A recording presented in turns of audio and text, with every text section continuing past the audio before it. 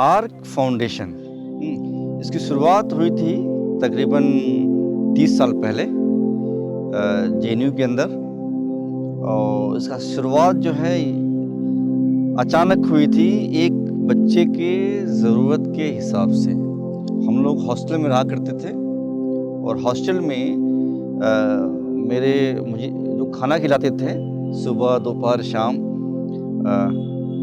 उनका बेटा लगातार 3 साल से हाई स्कूल में वो फेल हो रहा था। वो खुद पढ़ा लिखा नहीं था, लेकिन वो चाहता था कि उसका बेटा पढ़ा लिखा हो, पढ़े लिखे और कुछ अच्छा काम करे। वो मेरे दिमाग में आया कि चलो कोई बात नहीं, हम ही उसको जो है हफ्ता में 1 घंटा दे। हमारे यहाँ जो है जेएनयू में गंगा ढाबा है, जहाँ पे अक्सर सारे जेएनयू के लोग वहाँ पे जाते हैं चाय पीने के लिए। तो इट्स वेरी वाइब्रेंट प्लेस, जहाँ पे चाय के लोग पीते हैं और इंटरनेशनल और नेशनल और लोकल सारे मुद्दों पे चर्चा हुआ करती थी वहाँ पे। तो हम लोग भी जाते थे। मैंने सोचा चलो एक दिन हम गंगा ढाबा नहीं जाएंगे and I will give that hour to this child.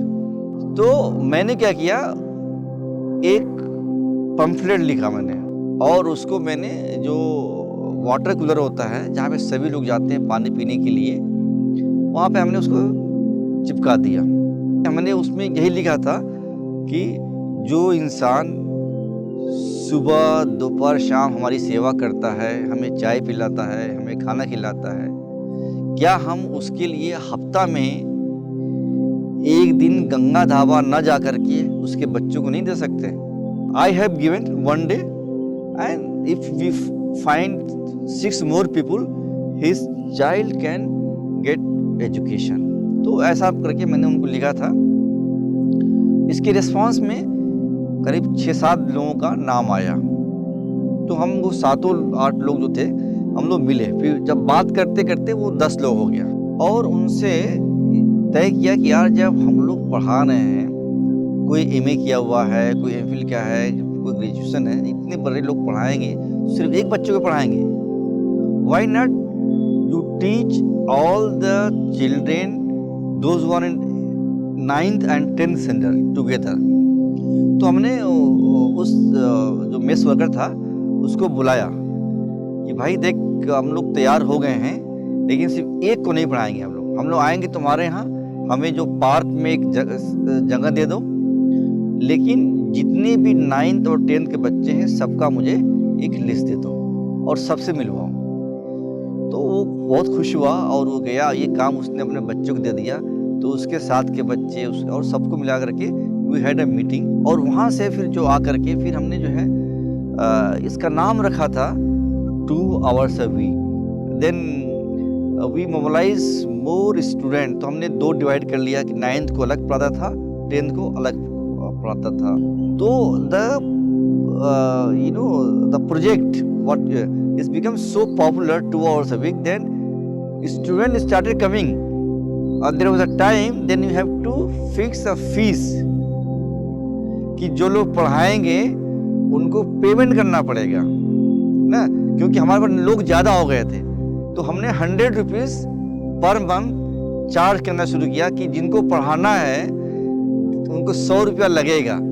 तो उसमें भी ज़्यादा लोग हो गए। देयर वाज अ टाइम कि वी गॉट 150 वॉलंटियर्स। और उस 150 वॉलंटियर्स में क्या हुआ कि then we had another centre in another slum. हमने वहाँ पे तो हमने 2 स्लम शुरू किया, 2 सेंटर शुरू किया और ये वो बच्चा पास हुआ, उसके बच्चे के साथ और लोग ये पास हो गए। तो this way we started and then when we were living JNU, तो लोगों ने कहा कि यार ये प्रोजेक्ट बहुत अच्छा है, इट शुड नॉट डाई, तो लेट अस रजिस्टर इट। तो ये हमने शुरू किया था 1995 में और जब 2000 में we decided to get it registered and finally there was a friend called Annie Romanos.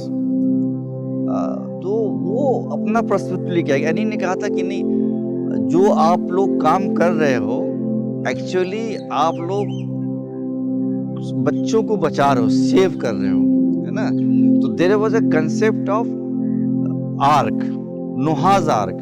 तो ये नाम भी बड़ा अच्छा लगा, क्योंकि हम लोग, उनका ये कहना था तुम लोग भी फ्लड आया हुआ है ना। फ्लड ऑफ करप्शन है, अशिक्षा का फ्लड है, हेल्थ का प्रॉब्लम है, these all are kind of flood and you are also trying to save. So that way the name of ARC Foundation came. तो ये हमारा एक तरह से विजन बना बाद में जाकर के कि हम ऐसा समाज का संरचना करेंगे जहाँ पे बच्चों का एक्सप्लॉइटेशन नहीं होगा, बच्चों के साथ दुर्व्यवहार नहीं होगा, बच्चों को फ्री शिक्षा मिलेगा और क्वालिटी शिक्षा मिलेगा। तो इस तरह करते करते आर्क फाउंडेशन का बुनियाद पड़ा और हम लोगों ने 2002 में जाके इसको दिल्ली में as a all India society register किया।